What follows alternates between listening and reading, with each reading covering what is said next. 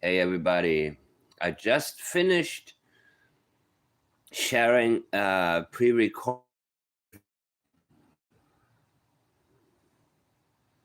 Well, is this working or not? Am I on or am I on?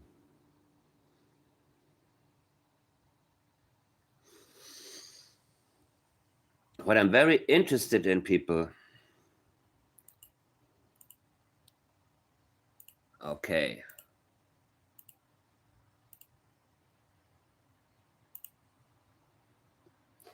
I'm back, guys. Thank you. Okay, good. Good. I'll wait a little bit. Hey there. The reason I'm waiting for a little bit is because I have 4 or 5 other videos ready. When I found out that they were missing, I thought they were lost this morning. Seeing where Malaya lived and seeing Malaya herself. Yeah.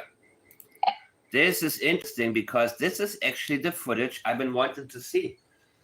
And I hadn't seen it yet, guys. I wanted to see the footage where Malaya actually is being interviewed. I wanted to see the facial language. I wanted to see when she is just sitting down, unwinding, doesn't really know she's on camera, doesn't really put on an act, doesn't really follow a script, isn't on cue, but kind of sits there and allows whatever emotions she may have to run through her mind. This is actually exactly what I've been looking for before. So it came from Hunter S. True Crime, and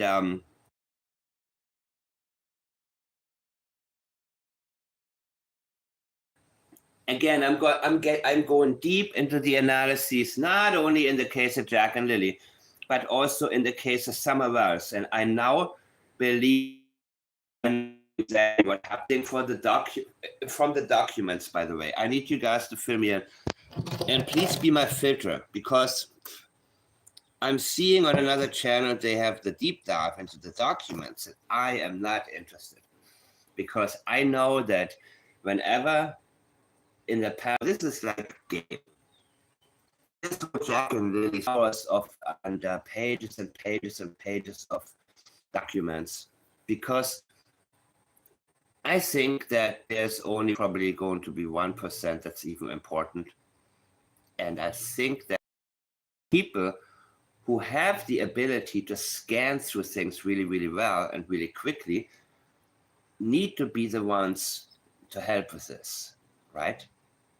Because, well, we need to focus on what is important. Here, look, let's go.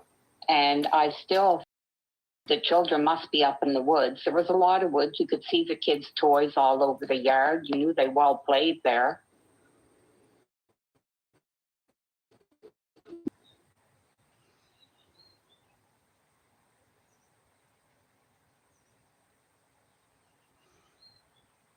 Of course, I believe that she was in shock. I have no doubt that Malaya was in shock, people. I have zero doubt, and why would I?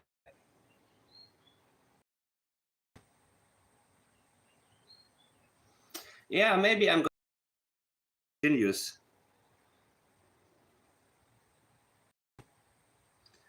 But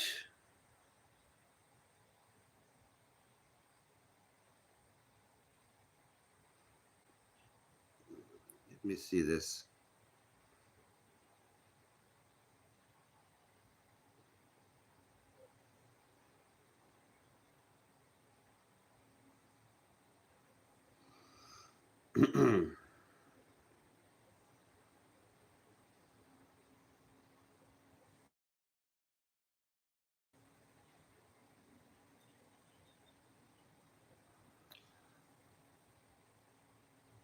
I'm waiting.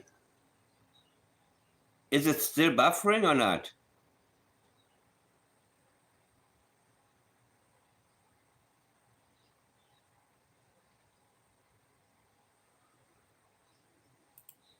non-emotional flat. I put it down to Okay, let's go back.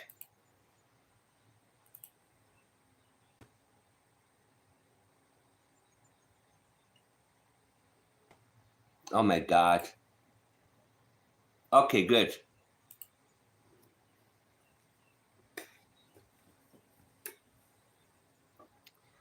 Good. when I found out that they were missing, I thought they were lost in the woods. I thought they were lost in the woods right up until we went there Saturday morning. And seeing where Malaya lived, seeing Malaya herself. And that's interesting. It's really interesting finally to see her. Seeing Malaya herself. And I am a very strong believer in facial language, people. Facial language to me is very powerful. The change in facial language patterns, especially, I notice, I pay attention to it. I let it guide me. I recognize when there's something new.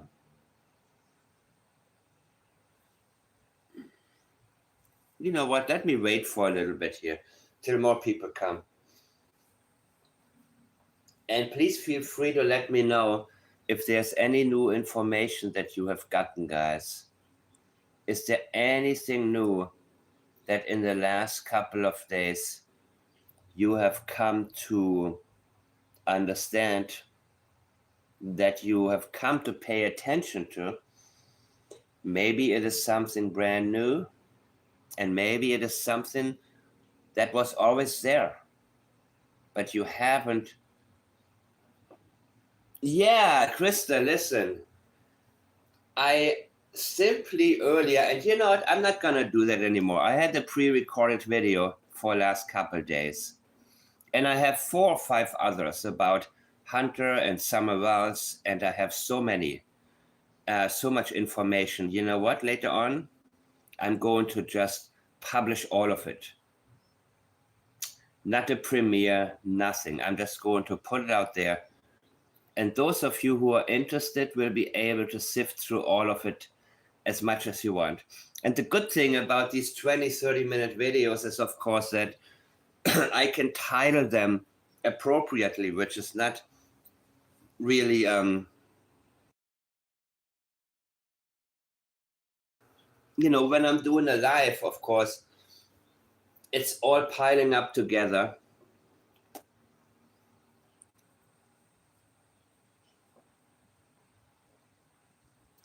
Yeah, I'm gonna wait a little bit, guys. I want to make sure that everything, yeah. I have a lot coming up for Summer Wells, but I don't know if that's as interesting in their lives, because I see people still wanting information about Jack and Lilly. However, there isn't anything new. Have any of you gone through the whole new list of documents? I received it maybe 3 weeks ago, and I haven't even looked at it, because the last time I need to know if there's something good or not. I don't waste my time. I don't waste my time on channels talking about it. I don't waste my time on a huge pile of documents, never getting to the point, full of redactions. I'm not going to go there unless somebody tells me there's something here that I think we should be paying attention to. This is not my part of it, people. My part is to dive so deeply into whatever statement I know has value. And if you doubt me, I'll make sure that the next few videos, they will just be uploaded, and you'll be surprised how much I have on Summer Wells, because Julia knows how deep I hate the term rabbit hole, by the way, but how deep it goes, how deep it goes. Interviews by Chris McDonough on the waterhole with Candace, I could spend probably a good 15 hours or 18 hours on that one. And then the Hunter interview, probably 13, 14, 15 hours. But there's a new one also. And I've gotten into it a little bit, and I'm going to publish that one later, guys. And then, some of you are interested in Summer Ross, others are not. Some of you are only interested in Jack and Lilly. Some are only interested in who knows what, right? Everything to me that is considered a mystery is interesting. Yes, it draws me in. But I also know there is no such thing as a mystery. So whenever somebody labels something a mystery, the first thought on my mind is, okay, this person A is full of shit. B doesn't have a freaking clue. C, I'm going to unmystify it. I'm going to open up this puzzle or this attempt to put a puzzle together and take the pieces apart. That's exactly what I do. And I don't have time to read through 5 or 6 hours worth of documents. And I'm not going to spend even 20 minutes on it. There are other people who do that either way, because that's how they like to approach a case. Taking the time, reading up on it. And then, if any of those people are around me, I am saying, please, don't ever feel forced to send me anything, right? Don't ever feel like you need to help me.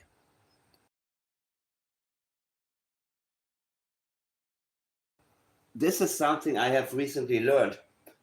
Some people want to help and then send me anything where they think maybe there's something there, maybe not. That's the wrong approach, guys.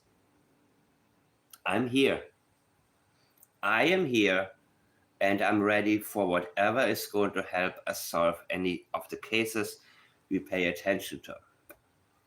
The time to send something is when you don't plan to send anything and you come across a statement, you come across anything, and you say, oh my God, there's something here. I don't know what it is, but this is the statement.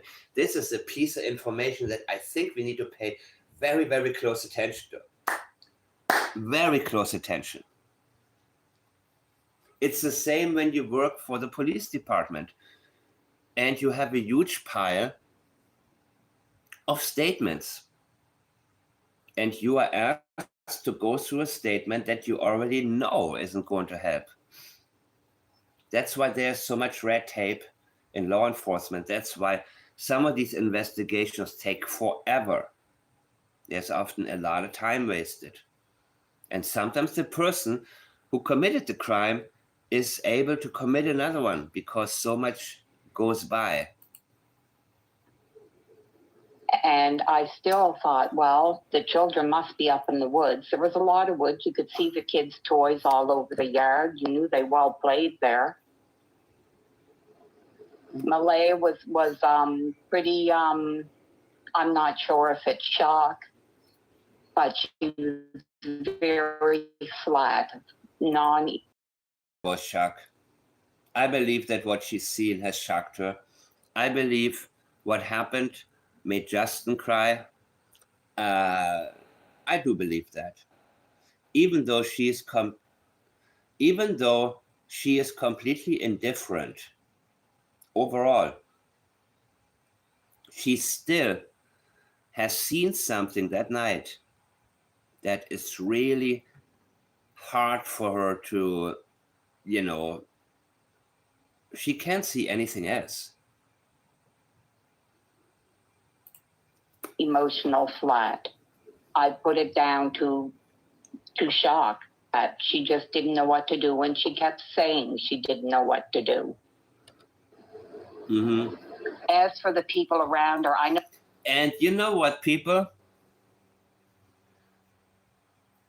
If I had been there and she said, I don't know what to do, I don't know what to do, I'm going to ask her, do about what? Do about what? And I wished there had been somebody who was qualified to interview her properly and put her on the spot and ask her, what exactly is the problem? You see, sometimes the question can be so simple. Tell me what happened. Tell me what happened next. What is on your mind? What are you worried about?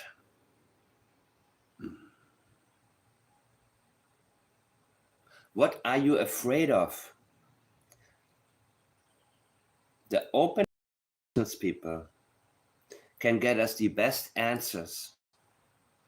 And of course, when Belinda was there, I'm pretty sure that her mind was on searching, looking around, not really thinking about Malaya having all of the answers. But if, we could go back in time, I would tell her right now, you need to ask her open-ended questions and you need to allow her to talk.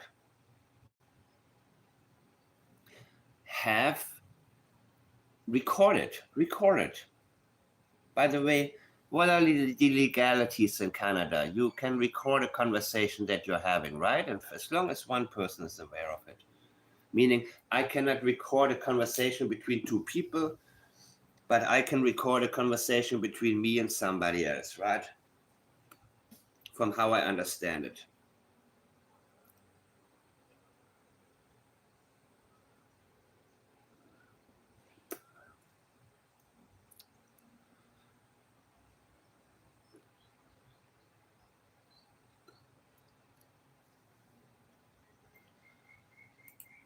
When we come into the driveway, Janie was sitting on some kind of a bench thing or something in the driveway, and I can't remember who the woman was beside her. There was a policewoman standing there, and the police Officer Mason woman was talking to them. We couldn't make out what she was saying until we got up closer. And Janie was really crying a lot, and this woman was saying to her, Janie was really crying a lot. What was she crying about? That is my question. And whom was she crying for? I don't think she was crying for Jack and Lilly. And she told us how little she cares about Jack and Lilly. Janie made it 100% certain that she couldn't care less or couldn't have cared less about Jack and Lilly. However, do you believe that Belinda saw her crying? Do you believe that what Belinda saw? Now let me ask. Give me 1 second.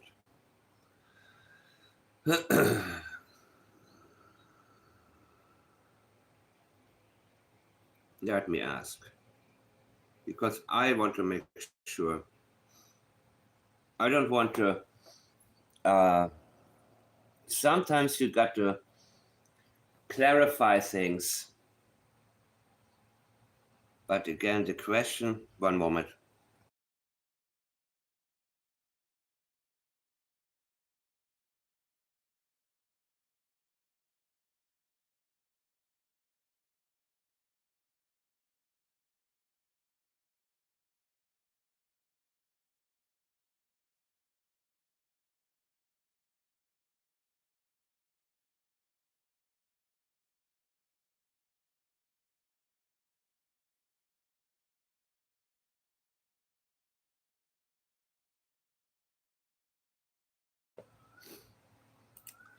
It's okay, Mom. They're not blaming you. It's okay, Mom. They're not blaming you. That's what the officer said? Are you kidding me? Policewoman was talking to them. We couldn't make out what she was saying until we got up closer. And Janie was really crying a lot. And this woman was saying to her, it's okay, Mom. They're not blaming you. Who's not blaming you? For what? They just want to look in your trailer. They're not. Just need to make sure. One question that I have right now, people, is this. And I am going to give you more information on that at a later point when the person that I'm talking to right now is going to be able to recollect things a little bit better. Possibly. What was in the washer and what was in the dryer? Were any of Daniel's clothing items in the washer or in the dryer? What was Daniel wearing that morning? Was his clothing wet? Because you cannot tell me that from the time they supposedly figured out the kids were gone to the time that Daniel was stopped at his house,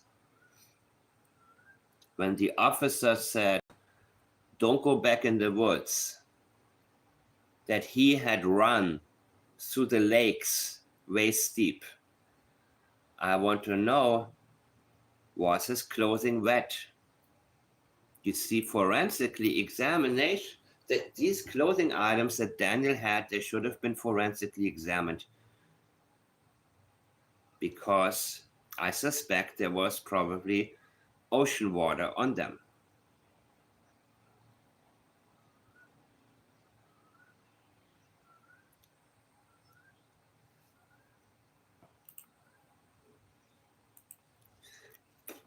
Janie may have been in shock over what she witnessed. Now, that doesn't mean anything in terms of how she felt about Jack and Lilly. But when I was told about Justin crying, I thought immediately that something he may have learned absolutely shocked him. And I'm talking about something very final. Not something like there are two children wandering through the woods and we're going to find them, because why wouldn't we? Why wouldn't we? So the crying part, I believe, is because what Janie has witnessed, even though she doesn't care about Jack and Lilly, it was so powerful and so horrible that it's on her mind right now. Unless she was playing around. Yeah.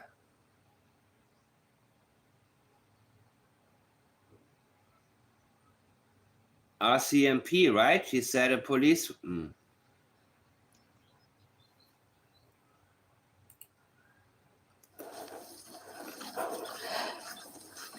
There was a bench sitting here, or a sawhorse, it's over there, was sitting here.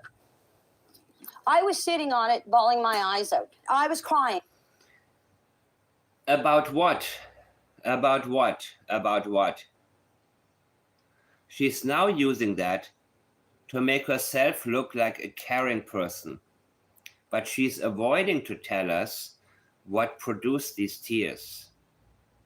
She is avoiding to give us exactly the emotions that triggered this type of reaction. When two children are missing, your adrenaline goes in overdrive. And at that particular moment, you are ready to run through the forest and get them, find them, get it over with.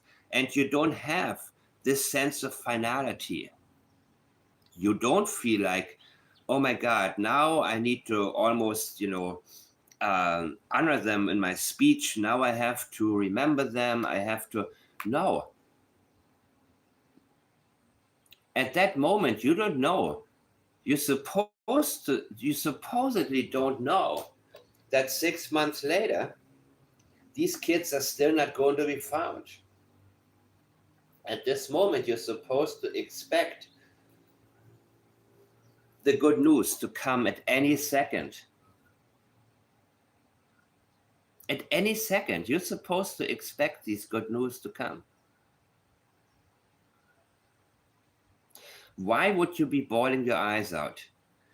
If, let's say, not your children, but your nephew or your niece, or maybe your, I don't know, yeah, sure, your granddaughter, your grandson, are missing.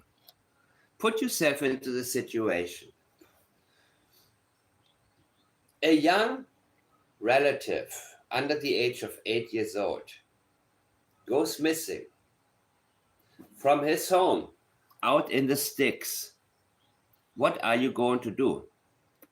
If you don't know what happened, are you A, going to run around restless until you find him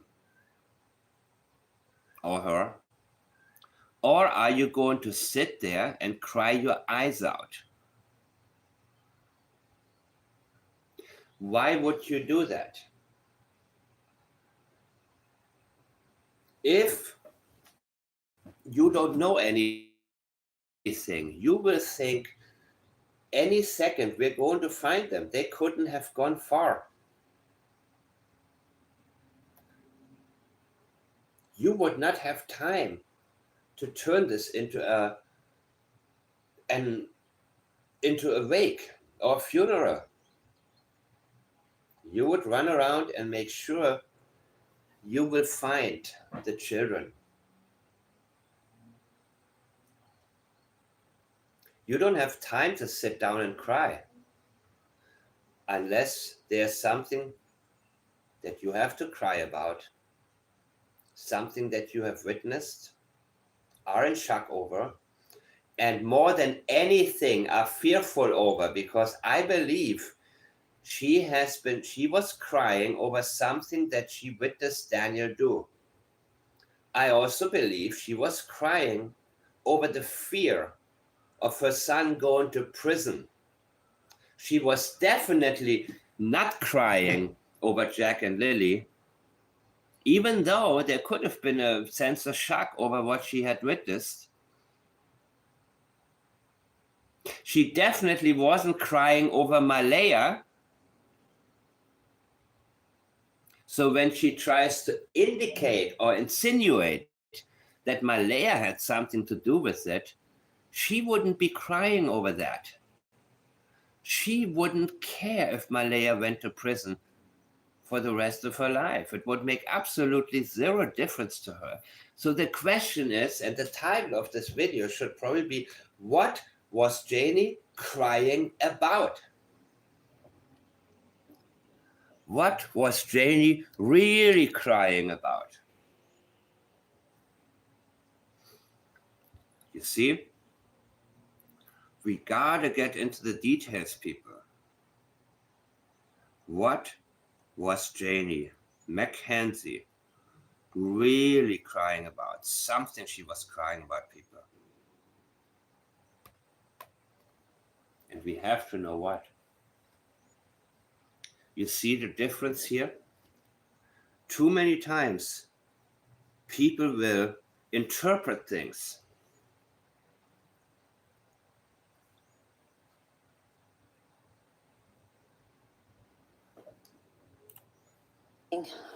Because I blame myself for not getting up that morning. No, that's not why. That's not why.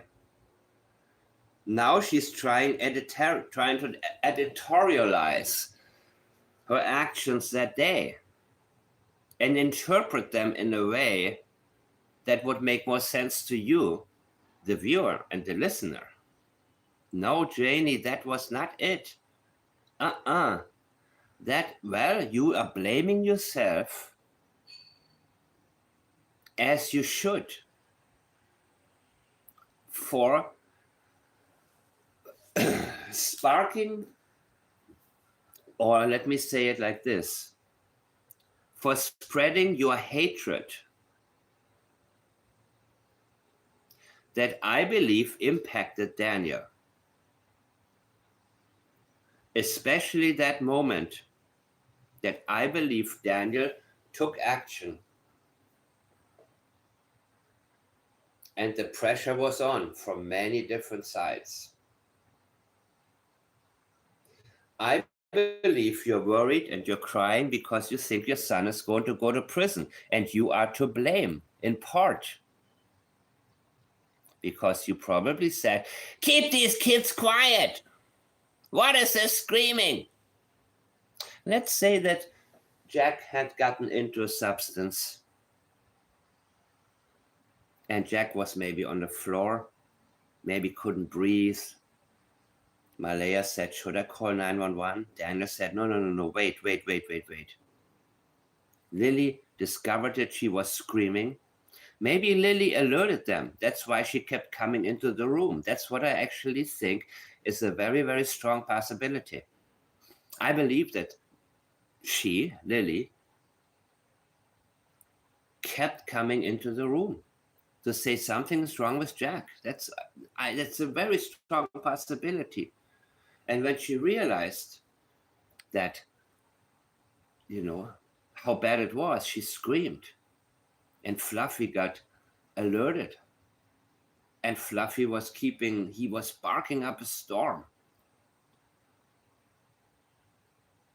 That's what I think happened, guys. Am I 100% on it? No. But I'm getting very, very close to it. Hey there, GSP and Laurie, and thank you guys for coming.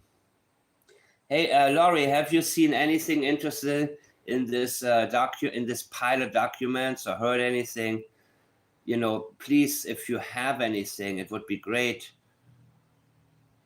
I would like. I'm not going to read through these freaking documents.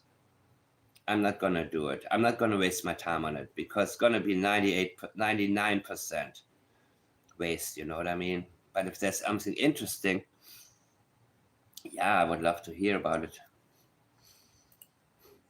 To see the kids, because...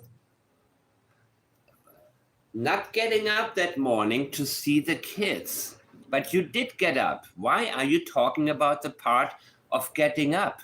You did get up. Right? You said you went back to sleep. But here's the problem. You are mixing in different types of memories. And it's not adding up what you're saying. You're back and forth between script, something you saw, something you experienced. And everything you say is screwed up. Your timeline, you blame yourself for not getting up that morning.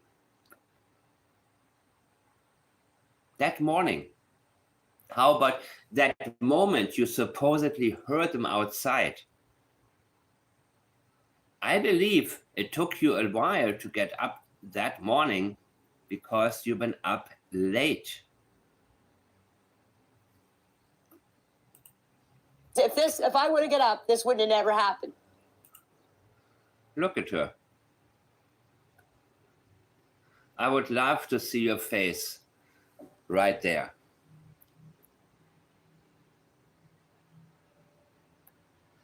Because now I look at her facial language and something is kicking in, some kind of script. And what wouldn't have happened? This. What is this? Have happened. Something final took place.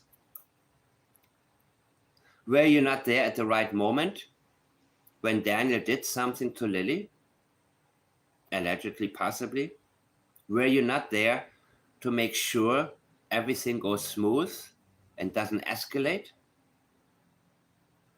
Was there one particular moment where you could have interfered to keep something really, really bad from happening. Knowing what had happened, knowing the consequences that would be waiting for Daniel. That's what I believe was the reason that you cried, because I remember your statements in your audios. You talk about your boys if anything ever happened. And the change within Janie's voice is so significant. So absolutely significant, people.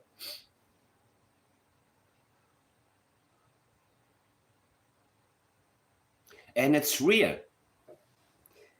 You see, some people love to say, oh, this is fake crying, fake, fake, fake. No, some of Janie's crying was 100% real. Make no mistake about it.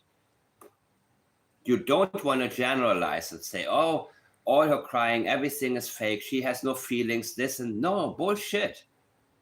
Oh my God, she has a lot of feelings. When she talked about her grandchildren, not being able to see them, her voice changed. And it was very, very noticeable how much of a change took place that particular moment compared to when she talked about Jack and Lilly, towards whom she has absolutely zero feelings.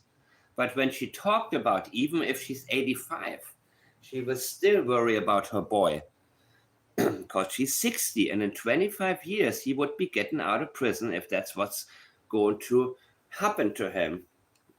Dude, based on something that she knows he did, in my opinion. And that's exactly where her language is going. Because she knows exactly what this is. And this, she doesn't say that. That wouldn't have happened. No, this. This is very close to home. Okay? Okay? What do you mean, okay? She doesn't know. She's trying too hard to convince people. That's exactly what she's doing. That's why I was crying. That's why I was crying. Did you hear this? That's why I was crying. Why do you feel the need to explain? This is exactly why she wasn't crying. She's masking the real reason she was crying. Hear this one more time, man. That morning to see the kids, because if I would have got up, this wouldn't have. She is blaming herself, by the way. I believe she knows that she's been on Daniel so much that he snapped. And I believe she thinks, had I shut my stupid old mouth, Daniel wouldn't have snapped. And again, now everything is really, really different. And now I believe Daniel will go scot-free. But at that moment, that was not what she thought. At that moment, Janie MacKenzie, I believe, expected police to come any second, take Daniel in, and call it the end of the investigation. I believe she, at that moment, expected it, people. She expected this to come to a close. The same way police came in the middle of the night to Belinda's house and talked to Cody, right? They don't care. They're not going to wait until the morning. They say, shoot, man, we have a lead. We got to go there right now. We'll take care of this right now.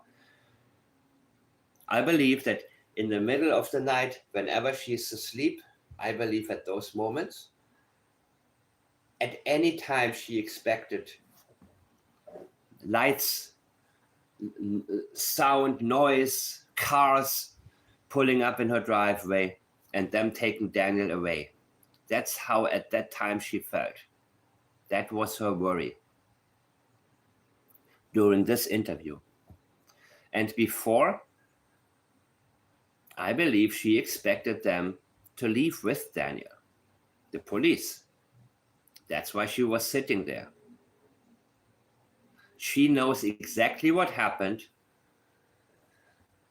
I believe she witnessed at least the aftermath, but I think that's when Malaya had that look of guilt on her face that Daniel was referring to.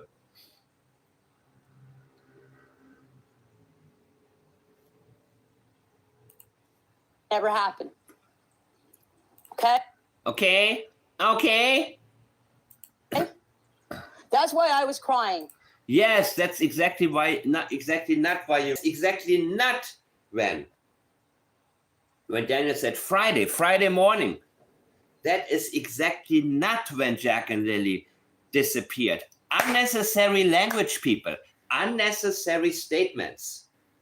You don't need to explain why you are crying. 2 children are missing. However, the fact that she feels the need to explain it to us, it reaffirms to me that the reason she was crying was about something completely different than people thought she was crying about.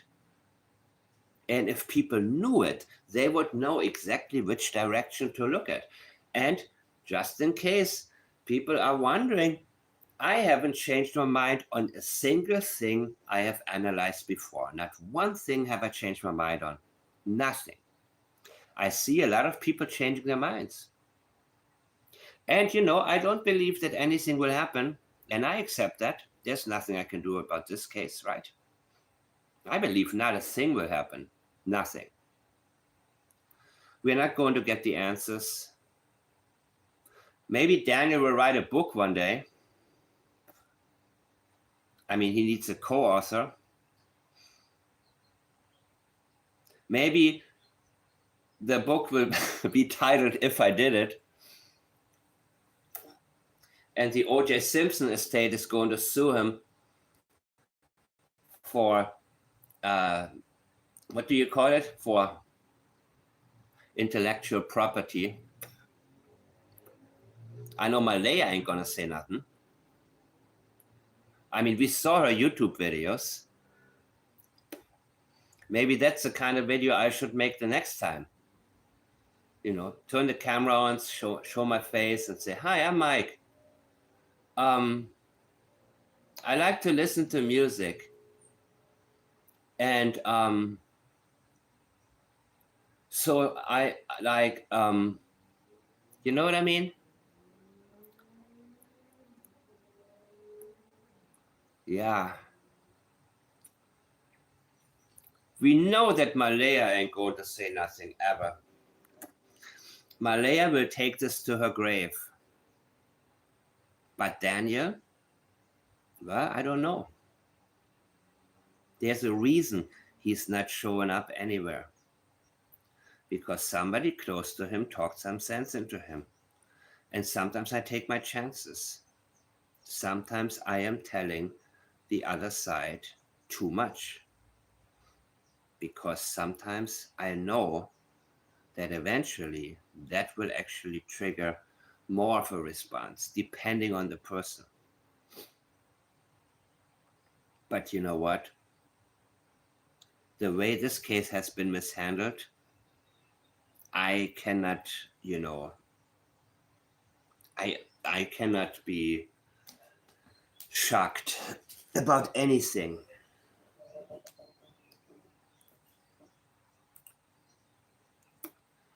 That's why I was crying. If they explain to you the reason, if they feel the need to give you a reason when there is no need to give you a reason, then you can be guaranteed that is not the reason. That is not the reason, people. That is not why you were crying. And so this type of avoidance leads us to look closer at the real reason she was crying. And the real reason she was crying was because she witnessed something that her son can go away for a long time for. And Daniel, I know that you know when I'm doing this and you're watching this, that I'm not wrong. And I know your eyes are opening wide right now because you're learning about it. You're learning the reason why so many of your statements have given away so much about you. I know that you have potential. And you are going to learn a lot more about statement analysis. And I know you are doing it right now, which is why you're not here, which is why you realize just how lethal your statements have been. And I'm not going to get deeper into details, but I know secondhand, I have information that I'm not going to reveal, guys, because you know what? At the end of the day, whatever will pass will pass. And there's a reason, and a lot of people, in my opinion, are to blame for the fact that this case is not going to be solved, ever. She went on to say that there was nothing in the trailer. She didn't want them around her dog. Nothing in the trailer. There was nothing in the trailer? You mean nothing like what? Oh, Belinda, I would have loved to. Give me a second, guys. I need to check something here. I would love to. Oh, my goodness.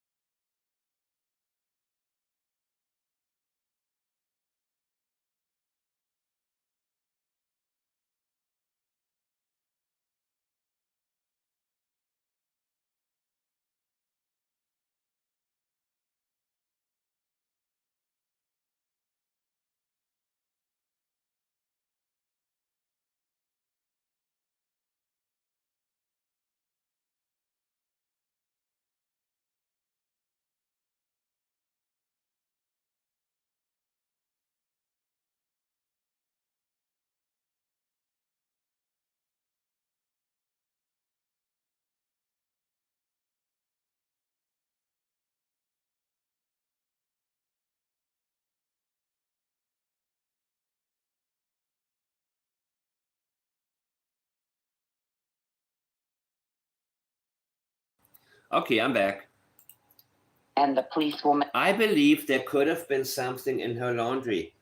I believe that Daniel came back wet that morning.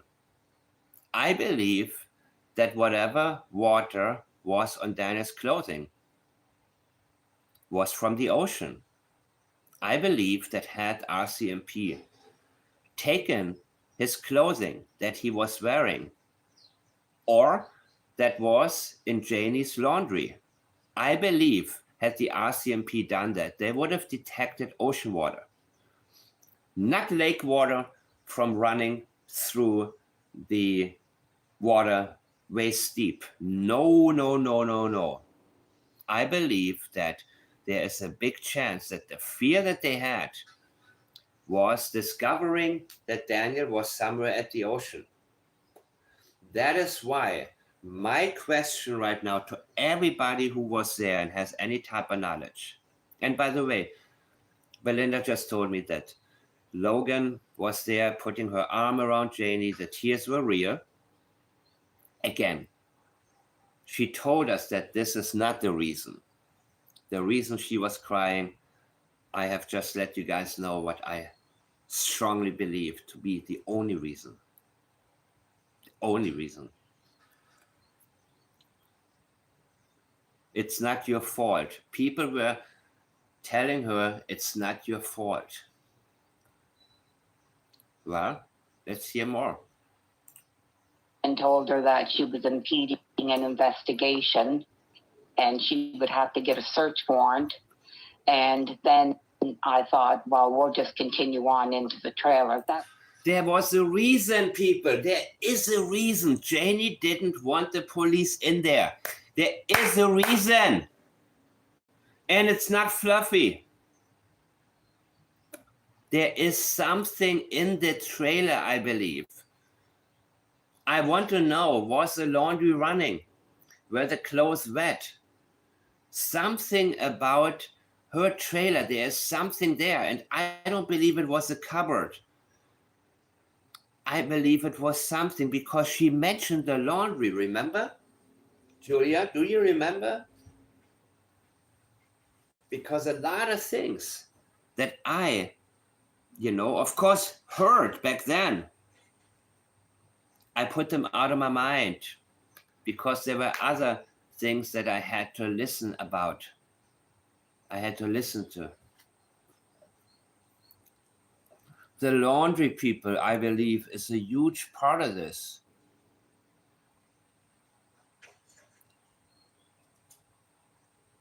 The washer spinner, yeah. I believe that Daniel came back wet. I believe that he came back from his getting rid of Jack and Lilly, that he'd been in the ocean. I believe his clothing was muddy. I believe there was ocean water on it. And I believe that the washer spinner was used. It has been a sensitivity from day one, learning about her not wanting anybody in that trailer. Because even though you have guilty knowledge or knowledge, accurate knowledge of what took place, still, if nothing was in your trailer, you would say, okay, I want you to go in my trailer. I want you to clear me because I want you the hell away from me and not to find out what my son has done. Let me put Fluffy on the leash and go out with Fluffy. I believe she used Fluffy as a decoy, as a mask for why she didn't want them in there. What else was she washing? She was raking at night. She was doing was it wet? Was it muddy? There was a lot, I believe, that she had to get rid of through the washer and the spinner. I believe that's exactly why she was so, hey Robin, Fluffy, we are with you, yeah. Fluffy she blamed it on Fluffy people.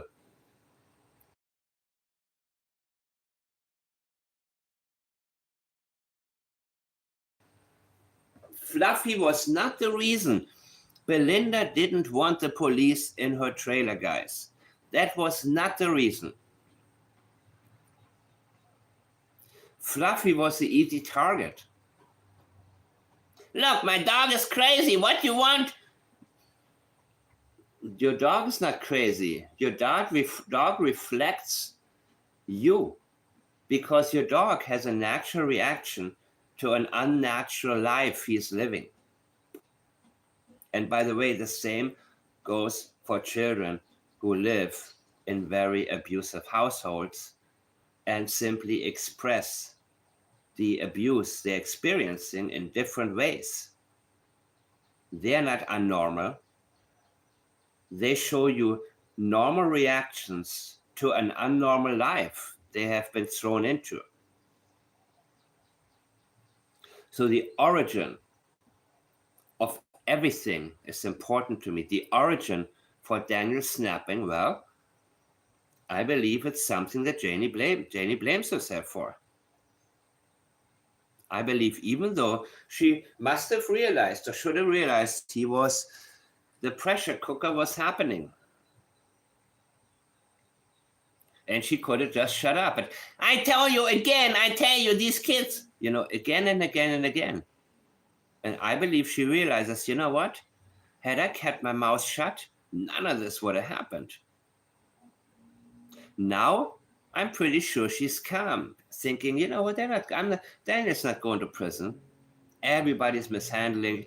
You have a couple of Karens running through the forest, yelling at my brother Wayne. You have nothing of importance. There's a huge document pile coming up that nobody's going to read anyway. It's full of redactions. All the important parts are being blacked out. as usual. You know what I mean? I don't think she's worried anymore. But she was extremely worried. And she was worried to the point where she had a freaking breakdown that morning. Because in her opinion and mine, it was very obvious what had taken place. And later, after 3 months or so, when she realized, and I believe it was exactly 3 months, that after 3 months, she finally talked. Before we said, where's Janie? Where's the mother? Where's Justin? Well, Justin still isn't talking. But I believe that after the 3 months, she figured, you know what? Shit, he's still not in prison. But now people are talking crap, so let me sidetrack. And Darren was there. Darren, her, and Daniel, they came up with a script, but she didn't like a script. She said, I'm going to say what I have to say. She doesn't like Darren's script. So I don't think that she and Darren had a relationship. I don't think so. I think that, I don't think she liked him. I think she took his, she opened the door to him. I think she agreed initially to participate in whatever he came up with because she had no other answers. But once she came to her senses and became less and less scared, and you know what? What happened was also that once she started to talk, she was busy reacting to the reactions and defending herself. It was a very, very different scenario, people. Very different. But then she became confident and said, I'm not going to go along with anything. And Darren took it to a whole new level. I don't believe that Darren stuck to the script. I think that Darren became so confident because he got an attention and he probably was surrounded by people who actually believed him. Because I know how it is when you are out there and you talk to a lot of people via YouTube. The people who are not interested in what you do, you don't really see them, but you see the people around you that message you. And I believe that the people that messaged him, who knows, maybe a bunch of women that said, you're a hero. You're a good man. God bless you for trying to help. You know what I mean? I believe he got ahead of himself. This can happen, people. I believe that happened to Kent, too. Suddenly you get too much positive attention that maybe you're not used to. And all of a sudden, you're trying too hard. I believe that's why Darren took it upon himself to just go off script and keep it running. And of course, you know, I didn't give him the time of day. I knew I don't need to be convinced. I knew from his statements that he was, lying.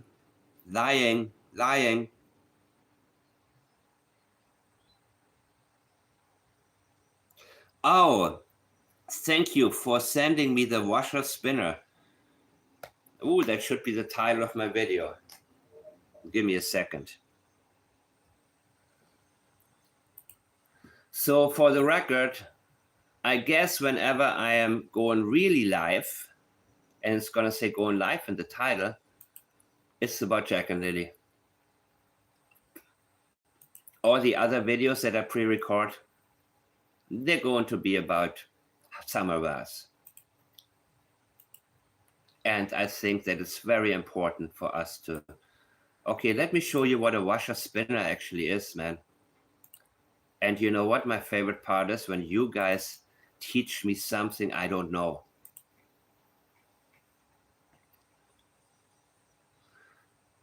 Well, back in the days, this was a hot new thing. An amazing invention for women who are tired of washing shit by hand. Now it looks prehistoric. Is that what Janie had? Janie got a spinner. Is that what Janie had? Give me 1 second, guys. Give me a sec. Give me a minute.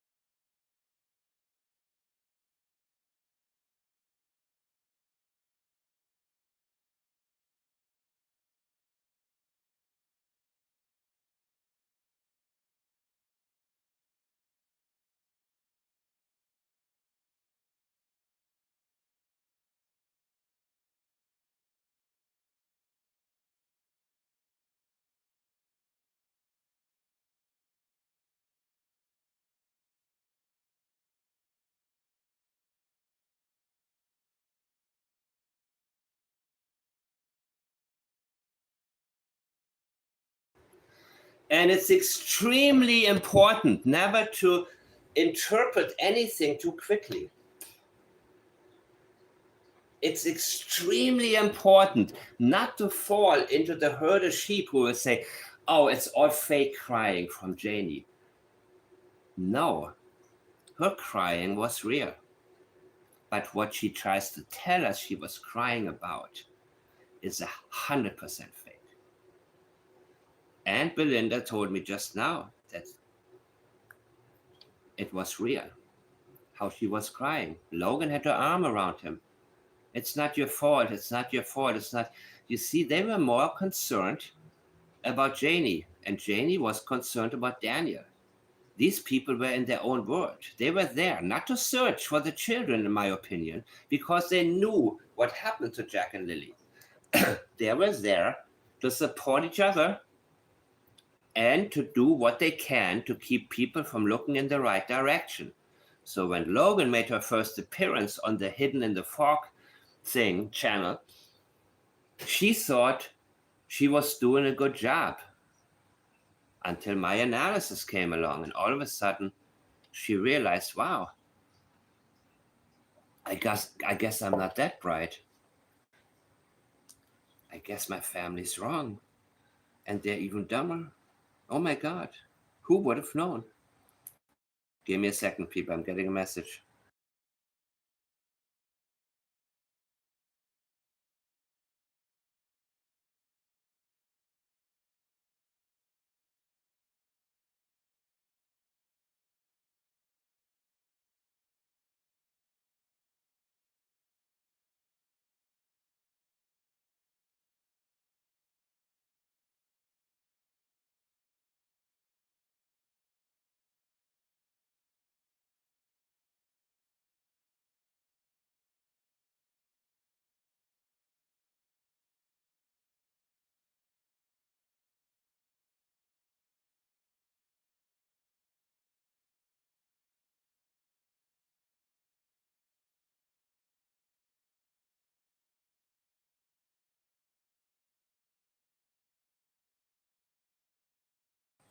And Miss Belinda Graders informed me again that it was 3 times that I believe I missed that Mrs. Janie MacKenzie said something about 3 times they examined her washer spinner. Wow. Why? And by the way, thank you to the people who have friends in the RCMP who have reached out to me. And yes, I understand that, even your friends don't want to tell you the most important questions that I have. But if you ever,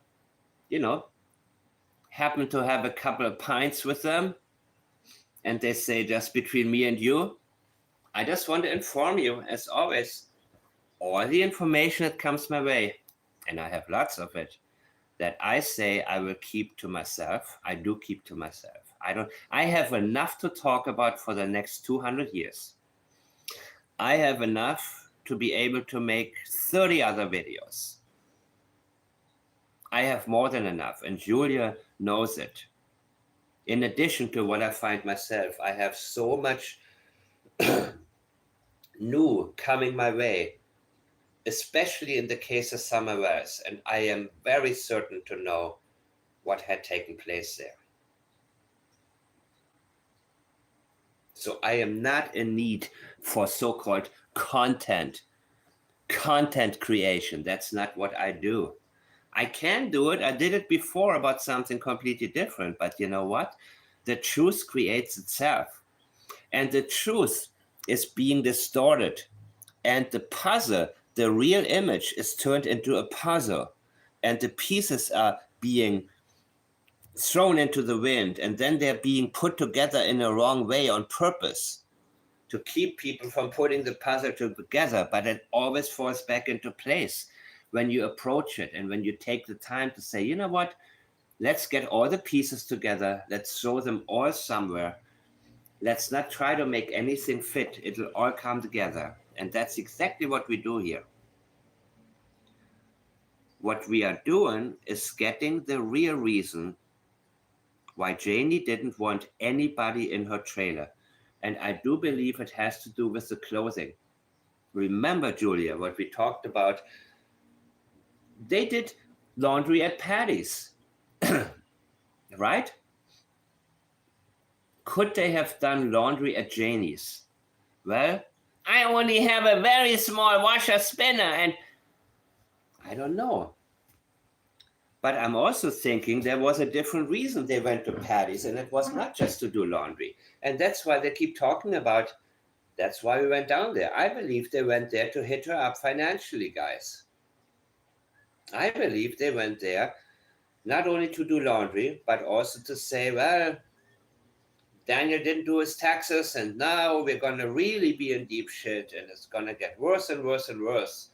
And we have zero money. And Patty probably, said, well, you need to come home and go to school. We're going to figure it out. You can stay here anytime. My doors are open. But here's the deal. I think Malaya is so sorry and so lazy. This is just my opinion, but this is learning more and more about her, seeing her demeanor on her videos, all of that. I think Malaya is just like it's like molasses running through her veins. You know what I mean? She wants to do nothing. She has zero interest in anything. What are you interested? I like listening to music. Everybody likes to listen to fucking music, man. What is something everybody loves? Music, right? What else is there? Well, according to Ali G interviewing Donald Trump, it was ice cream, but I don't want ice cream anymore. But everybody likes music, not the same kind. Maybe sad music, maybe upbeat, maybe aggressive, whatever floats your boat, man. Funk, whatever you like. Malaya has like zero energy. I mean, none. No drive to do anything.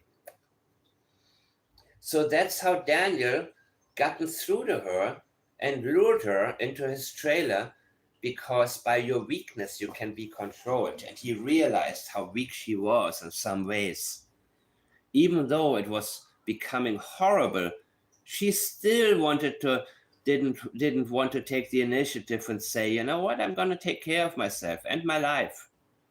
I'm going to stand up. I'm going to have a career. I'm done with this. She never gotten to that point, people. So she is a very rare specimen of indifference, which I believe also helped her beat the polygraph.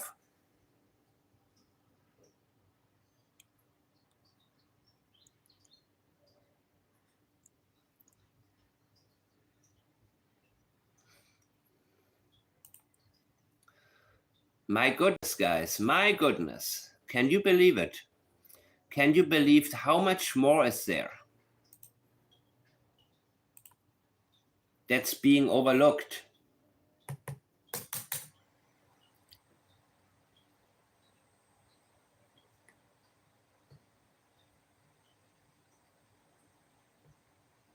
I gotta check what you guys are saying here and talking about. I don't want to get ahead of myself here in terms of what you guys can relate to. One moment, sound off.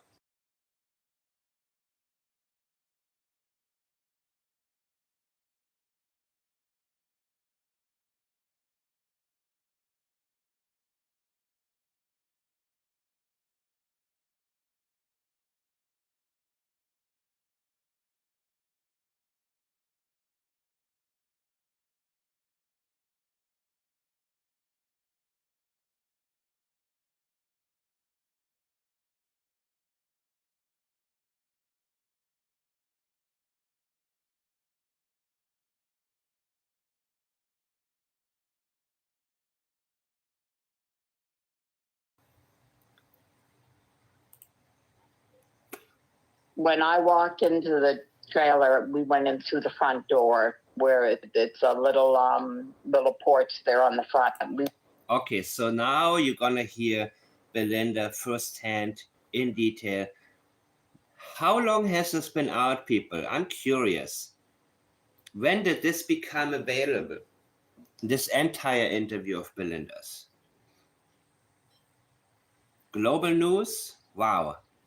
There we go. There we go, guys. Wow, the things that I missed. We all missed. Went in through that door. Uh-huh. And you walk right into the kitchen area. The table's right across from the door. Okay.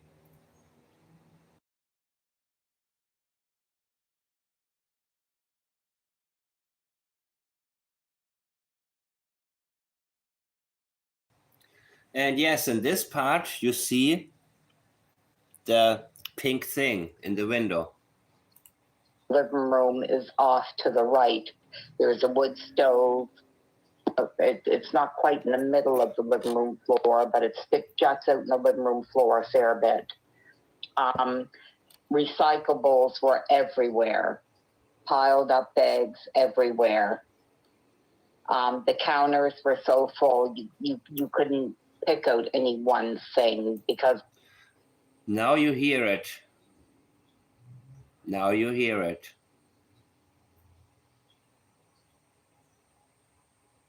Now you hear it. I hear this the first time. I don't understand why nobody sent this to me. But maybe somebody did and I didn't, see it.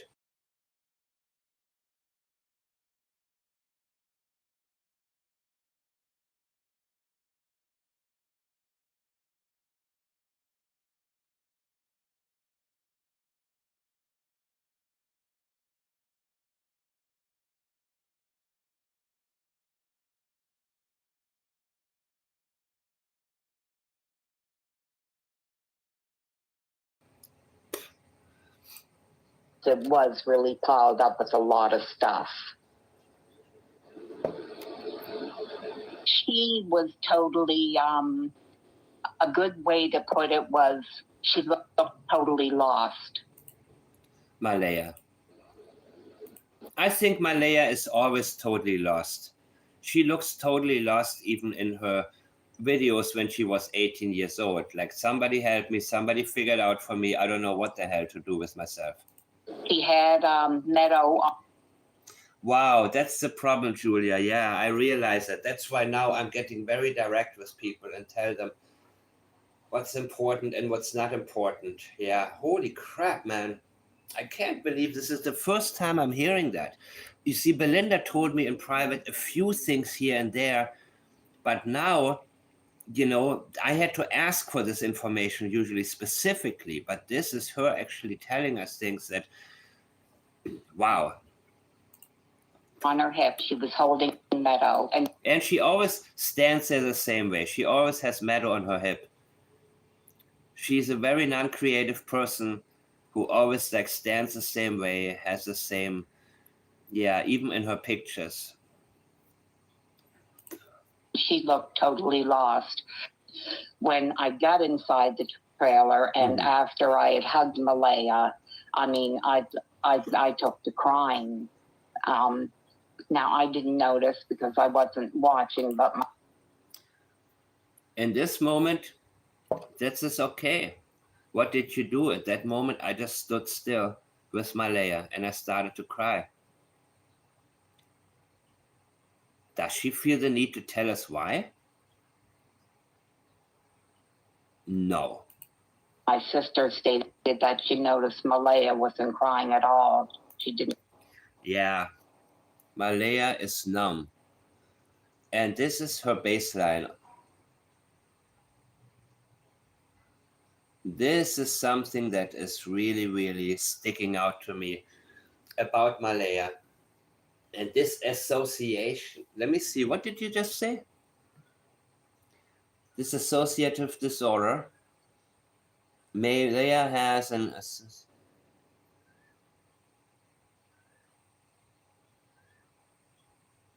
You know what, Robin? I get sent a lot less stuff because I actually took it on myself to say, why the hell do people send me stuff that is, it stopped. And now that is why all of a sudden I realize, wow, less is more.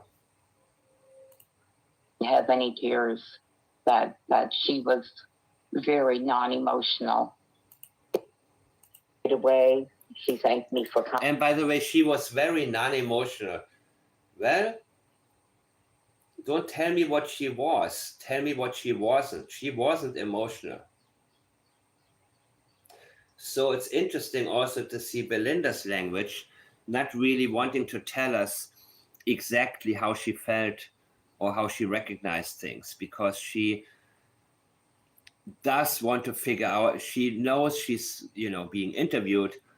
And in the beginning, she also said, I think somebody hurt the children. She didn't say who. But of course, she, at the same time, messaged Malaya and asked her, do you think it would have been possible for Daniel to hurt the children?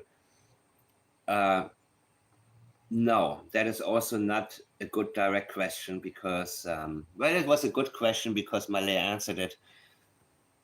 But of course, Malaya knew exactly what was there. I don't know if she physically saw everything or heard it or what have you.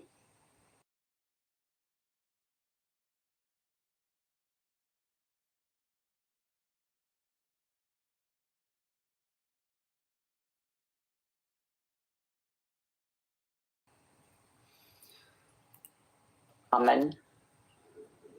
Thank you for coming, Belinda. Thank you for coming. Yeah, that's what Malaya said? Is that what she said? And I noticed that her grandmother, Patty, was there. She was sitting on the couch. And I asked Malaya if she'd heard anything yet. Did they find anything yet? And she said no. I said, who are the ones outside? And she told me that was Janie, Daniel's mom, and that was Justin, Daniel's brother. I asked if those were the doors that the children went out, and she said yes, and she opened and closed them to show me how quiet they were. No shit. No shit. Belinda, why didn't you tell me this? Oh my God. Oh my God. Oh my God. Even there, Malaya did the same thing that Janie did later, that Daniel, everybody, they agreed on that script already about demonstrating, look how quiet the doors are. This is over scripting, over presenting. Can you believe that? Even there, Malaya felt the need to convince. These children went through this door.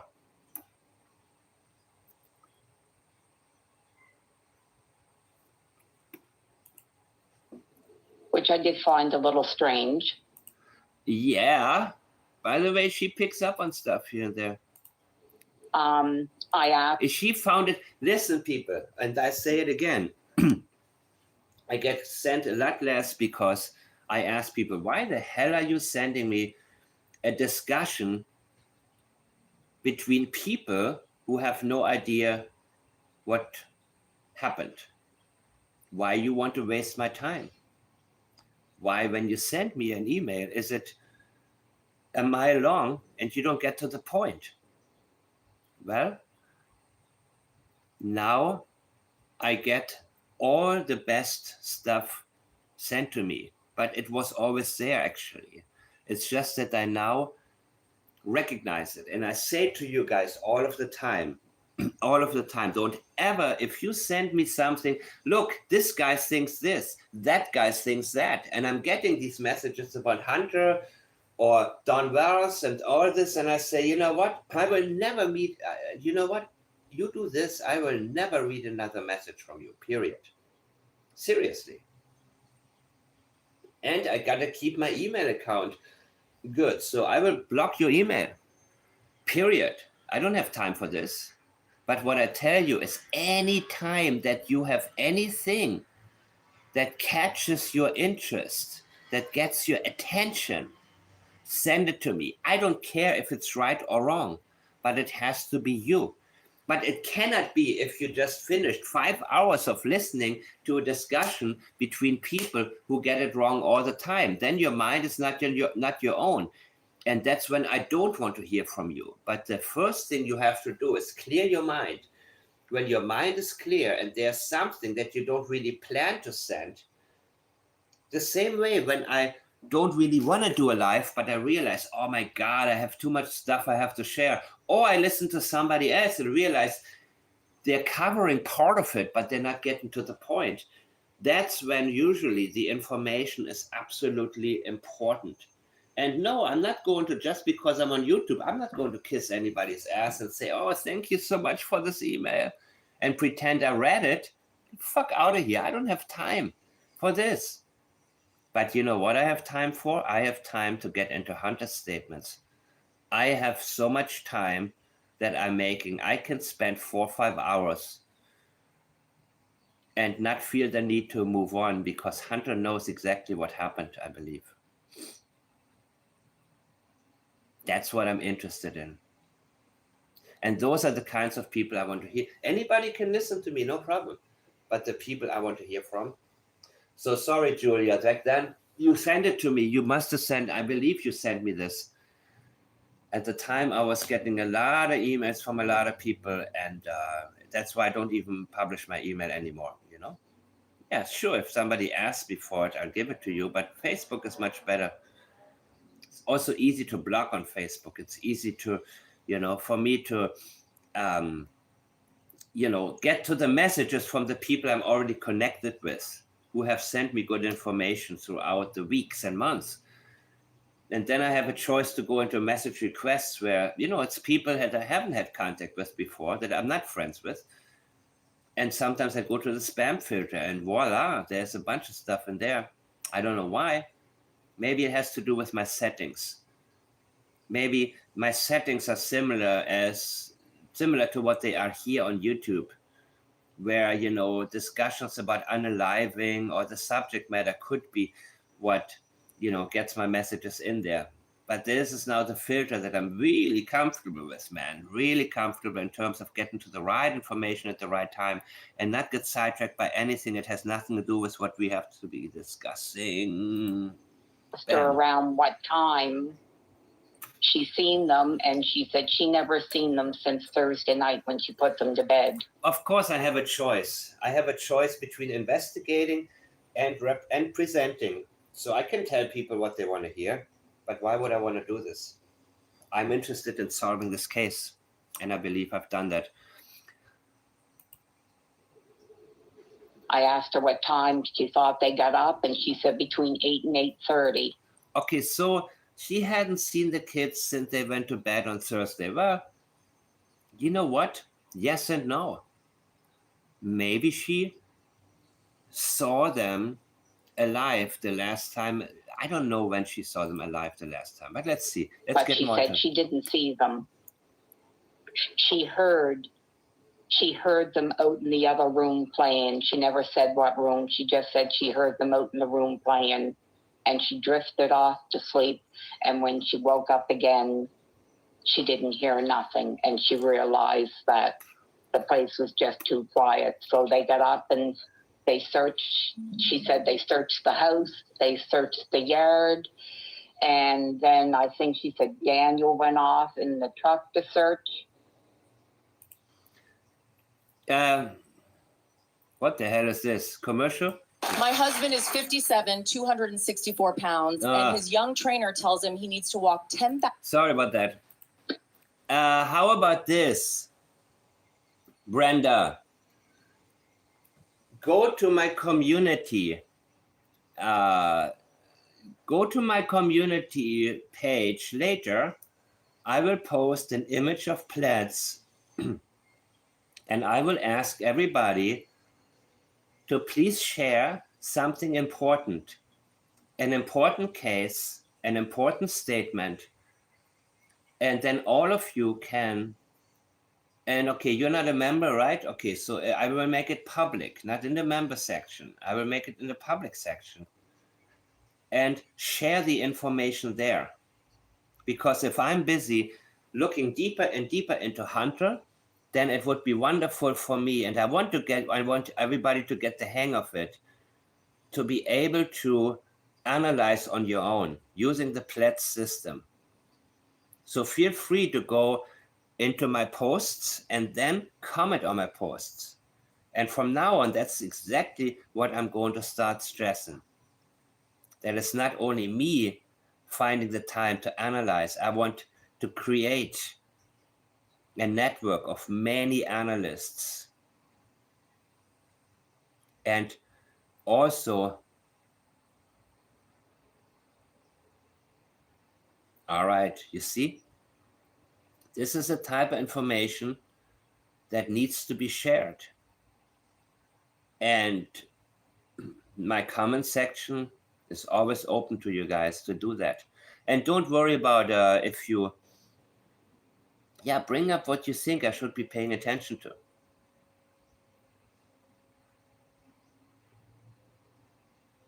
Laurie says, I've got to the stage, I don't believe anything until someone is arrested, because this case is one odd one. People involved telling stories in an ongoing invest. Oh, I know what to believe.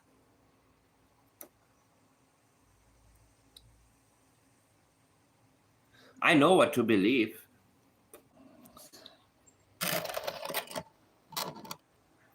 I don't need an arrest to happen for me to know what took place.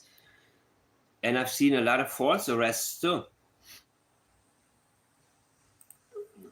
So I asked her, I said, we're here to search. So you know your kids. You're the mom. Mom knows her kids. You know what takes their interest, where they like to go around the yard, where you have to get after them all the time. And she said they always like to play up by their fort. So I told her we would start there. Yeah. So we headed out, and that's where we started. I never met Daniel that day. She told me that he was out searching. He's been searching since. Yeah. Well, my first thought was Daniel is trying to avoid her and the family. But there is more, people. There is more. He was at the pipeline. So that's, of course, I'm not going to talk about this again. He was at the pipeline, people, with his boys. The only place he was interested in.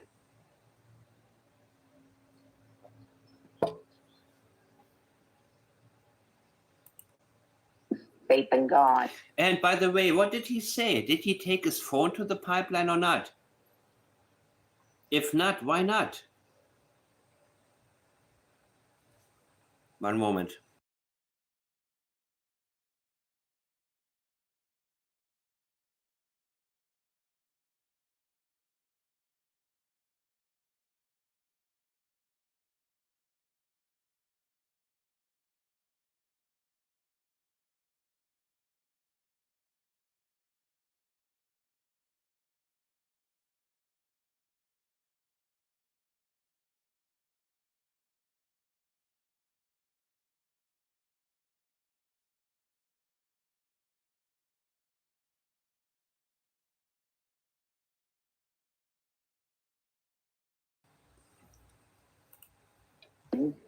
The dog barked from the time we entered the property. It just became background noise. It never. So much for Logan saying she never.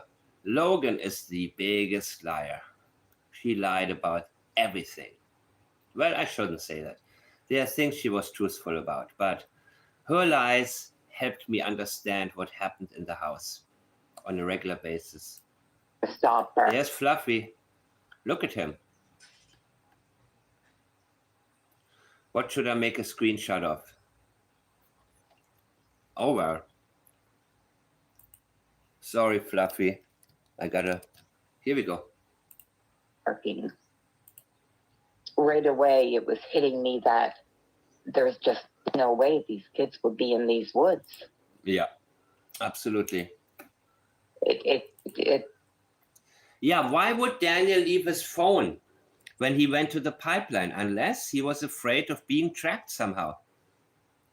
Because you would want the phone with you and say, here, please, as soon as you find the kids, give me your number, give me a call. As soon as the kids are found, let me know so I can stop looking here. He didn't expect for that search to end, people. He didn't expect to be interrupted by the positive news of Jack and Lilly having been found. Nope. He did not. And same with Janie when she didn't pick up the phone when Malaya called her.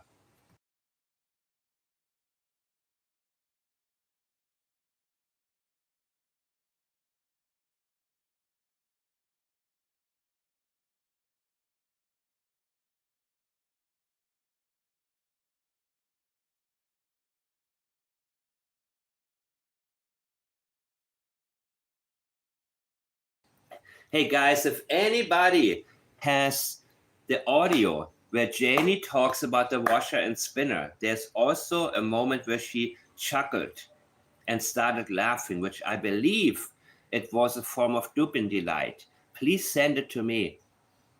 Please send it to me. If you don't have an exact timestamp and you have a longer video, just tell me it's about halfway in, or it's maybe like 10, 15 minutes towards the end, something like that. Of course, I take the time to go through it all. But that would be great if you guys can, if any of you remembers, even tell me what video, where I can find it, because I am getting very organized right now. But the thing is that when a case comes my way, I am not that organized. I am going wherever everything. Thank you, Brenda. I will post it. Brenda, if you go to the member section, you can see the Pled's logo. And that's where I also invite people to please share information about any other case and discuss any other case. And I'll have you guys try your own analysis. And I want to invite everybody else to chime in there. I think the member section is probably the best way to do it. And don't be worried about making mistakes. Don't go by anything that you hear from other people, interpretations, right? Listen to the people who you believe have knowledge of a certain case. Go into that. And don't be afraid to make any mistakes. As a matter of fact, when you make your own mistakes, I absolutely love it. Because I'm not going to tell you about my past mistakes. No. Well, I will. I mean, knowing me, I probably will do it. But it was not many, let me say it like that. But there were some that really opened my eyes. But that was many years ago. So don't worry about it as long if your thoughts are going in the wrong direction and others will correct them for you. Realize that this is the best opportunity, not only for a new person to learn, but also for the people who are more experienced to recognize what they may have missed in the past, because we live in a society where people try to hide their own mistakes because people love to watch for mistakes. And that is not what we are doing. So in the member section, thankfully, it's going to be a lot more relaxed in terms of anybody feeling free to share their real thoughts. And anybody that is going to, publish anything about it will not be allowed there again. I want to make this very clear. These conversations are very important to me. And I learn from you as well.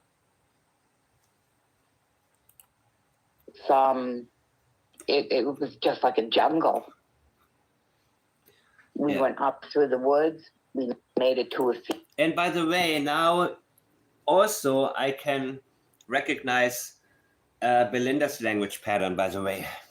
because, you know, from the very beginning, when I heard her video, what made it on the air, I mean, her first interview, I said, okay, I know what she's telling me. I know what she's trying not to get too deep into detail with, because she's on the air and they may have told her, listen, you cannot say things directly. You cannot tell anybody who you suspect, because then, you know, we have certain rules here. But it's very interesting in terms of how to read between different people's lines. Let's say it like this. When you recognize a language pattern, also I do the same, of course, with investigators and police and law enforcement, as I have with the spokesperson, where I realized what the person is actually avoiding, what he can tell me, what he can't tell me, and what he's dying to tell me. Field in the back, and we combed the woods beyond that, and then we seen all these wood roads going, these old pathways going. So we were up there for about an hour, and we headed back down, and I went back into the trailer, and Malaya had Meadow cradled on her hip, and always the same position she's in, right? Malaya is such a blank type of person, you know what I mean? Always the same position, always the same demeanor, always like zero energy. She was, there was a couple of groups. Not there's anything wrong with it, but just, you know, that's her base. This is also what I believe helped her beat the polygraph. The people, but I wasn't paying any attention. Which, by the way, she was truthful about, probably, and gotten away with it because the questions were wrong. To the people at that point, so I don't know who they were. Should I repeat what the right question would have been? And she was going to different groups, talking with people. Malaya was totally off. Yeah. She was going to different groups. She probably reconnected with Cheryl. She talked to her relatives. She talked to... Yeah, I can see that. Malaya was totally off. At first, I thought it was shock. And that's the problem, people. Never interpret what people are doing. That's why when you go to court and somebody says, well, she panicked, and no, don't tell me what the other person felt. Tell me what the person said or did. Never interpret anything. Never.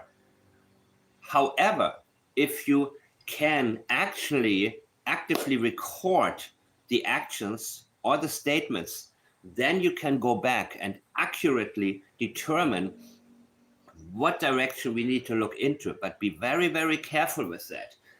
Be very careful and never assume that they are displaying a reaction that you would have if you were in these under these circumstances. Because if you were, it wouldn't be you. You wouldn't have done what she did. Never assume. Never assume. That should be another tagline. Never assume, people. Never.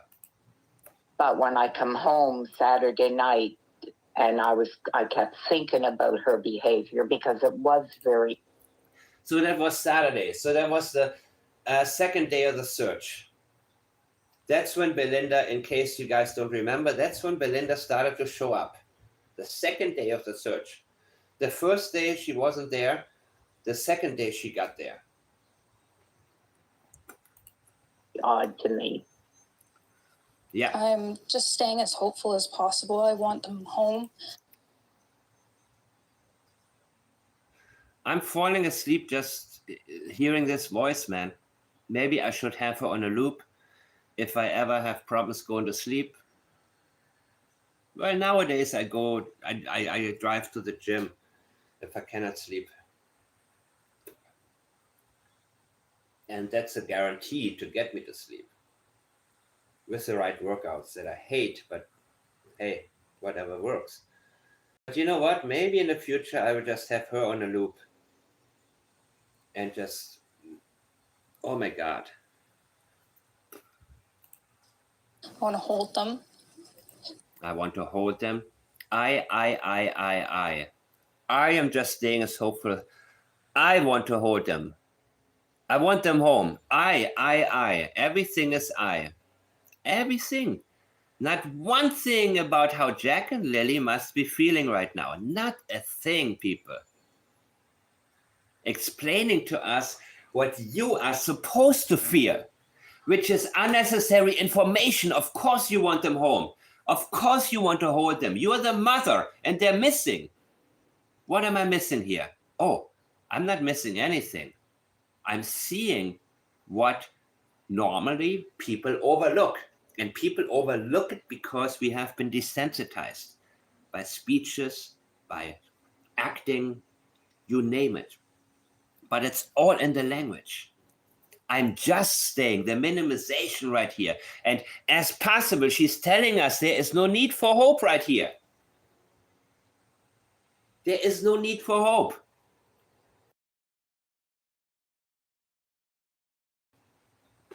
This was Saturday, second day of the search.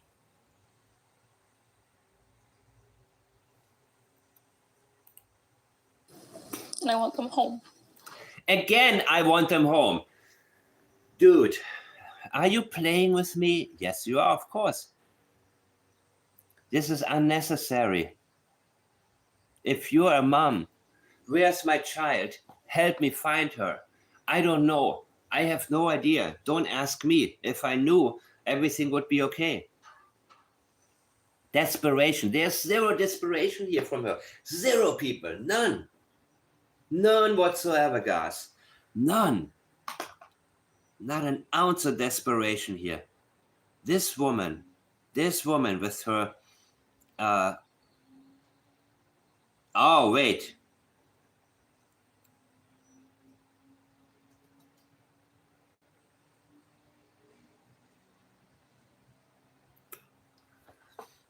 Give me a second. Give me a second. You see, just when I'm getting sick of this voice, I'm getting a genius message. And I said it before, and I say it again, and I will never stop saying it. The best things come my way while I'm doing a real life. And you know what? I love it. That's why I started. When you have the perfect response in your head, but you're thinking... Oh, shut up. That's why sometimes, even though I feel like, no, I shouldn't do a live is, I need to be prepared, man. You know, I need to edit. I need to take my time. No. It's actually so much better when I'm getting the right information here. Okay, I hope this is not from a garbage. Oh, okay, wow. You see? Fingers just can't keep up. We've all been there. Typing, deleting. Wait. So this is... Okay, wait a minute. I'm getting a timestamp right now from you. This is 1:25. Okay, I'll play it to you guys in 1 minute. It's gonna be really interesting, I hope. I hope so.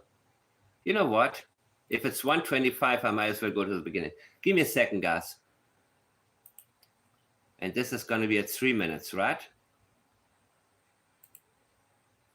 Oh, Janie's got a rake. Yeah, Janie has a rake for sure. Janie has a lot more than a fucking rake too. Sorry about this.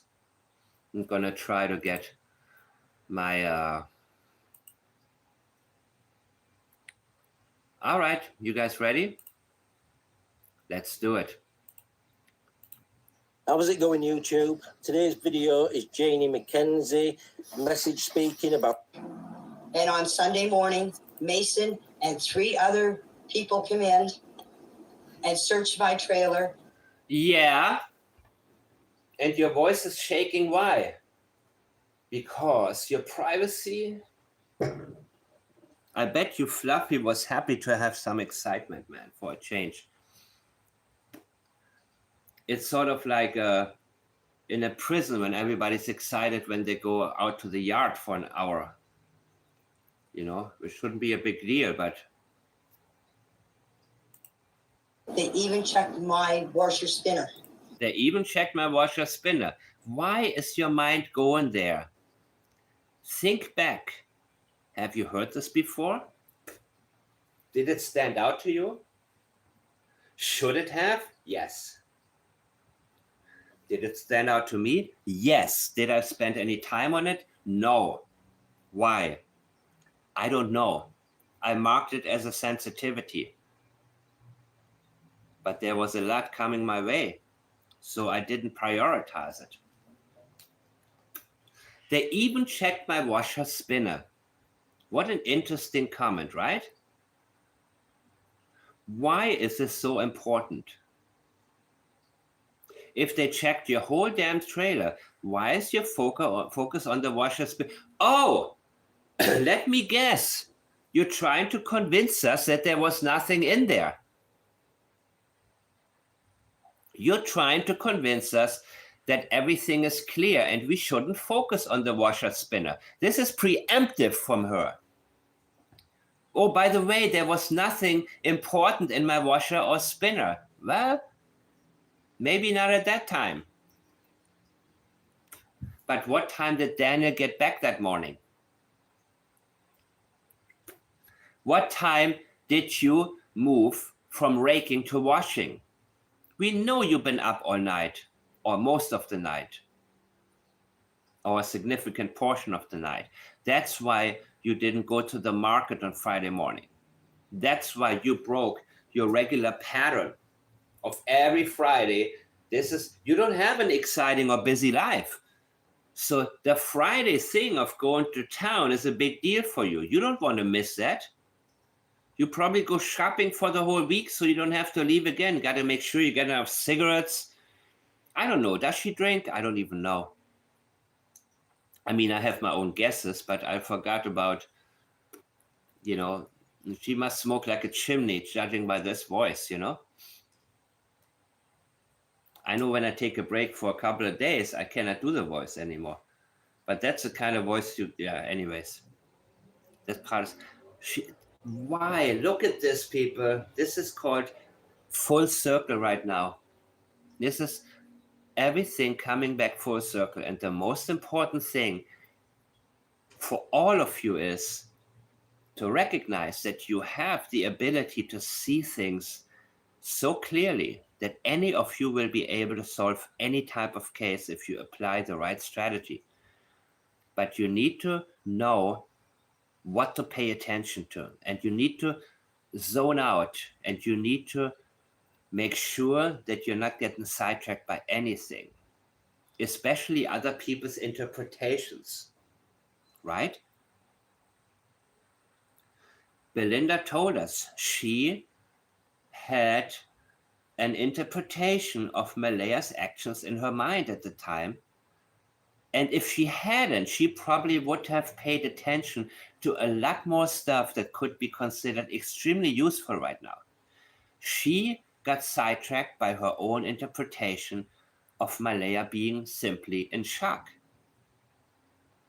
This is a prime example of the mistakes people make very, very often. So the most important thing to me is knowing what not to do. Oh, they checked the hamster kit. One moment. Let me get the other part. They even checked my washer spinner. Okay. So I did not refuse to let them search my trailer. I just. Oh, because okay. This is very, very important, guys. I got another one. Let me see.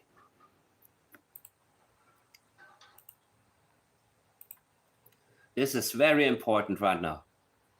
When she told me the kids were missing, you automatically think they went into.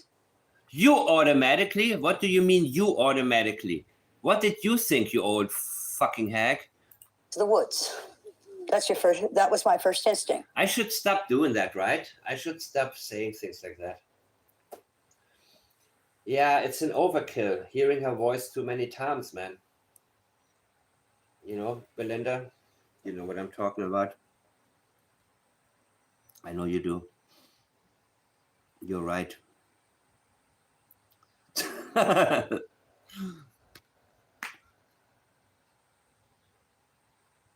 Let's see it.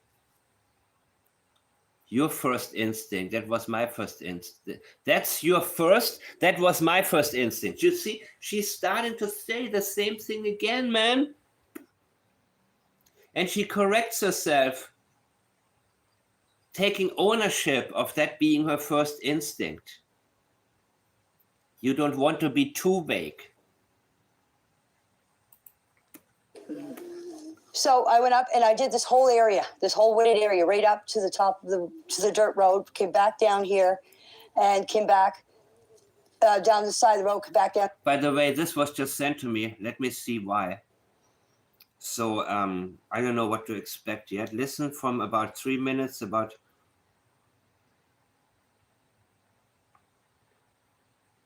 Oh. Wait. Here, I came back at the same spot. I went back into the house. By the time the cops were here, I don't know exactly what time. I didn't take my phone. Why? Why didn't you take your phone? And why is it so important for you to say that?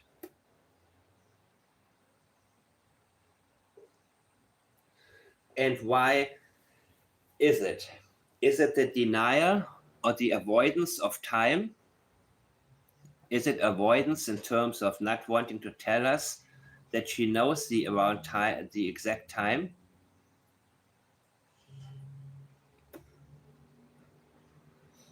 I believe that's part of it. And now I'm wearing out. When I do this, my concentration is on high alert, and nothing goes by me. Well, sometimes some things, but not much. So I'm gonna read your comments now. I'm reading your comments because I am now wearing the fuck out. Wait. I had to practically carry Jack through the woods because there was no way that he was walking through all that. No, this woman is really doing it to me. When I hear her, I really, really, really lose interest in hearing more. So I'm done now. I really am. Is there anything else that I've missed? Is there anything you would love for me to talk about? Well, you can say it right here. You can bring it up in the member section also. We're going to be more in detail. I'm going to also reveal the Don Wells reaction. Well, let me see this. Give me a second. Give me a second, people. Because this is something that I really wanted to go to or get to before. And I first posted this in the member section where Don Wells talks about he always knew something would happen to his daughter.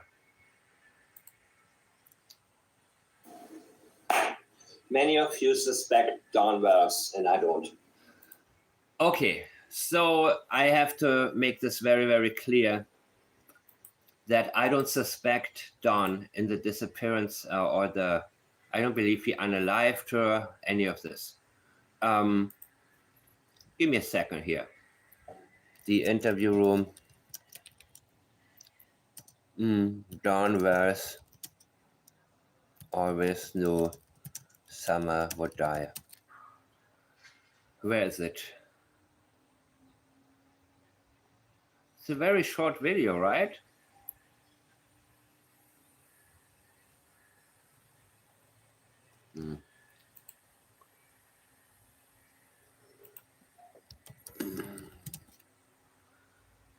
I think I'm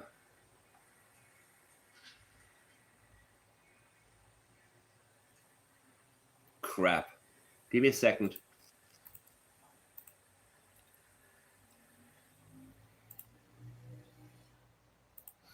You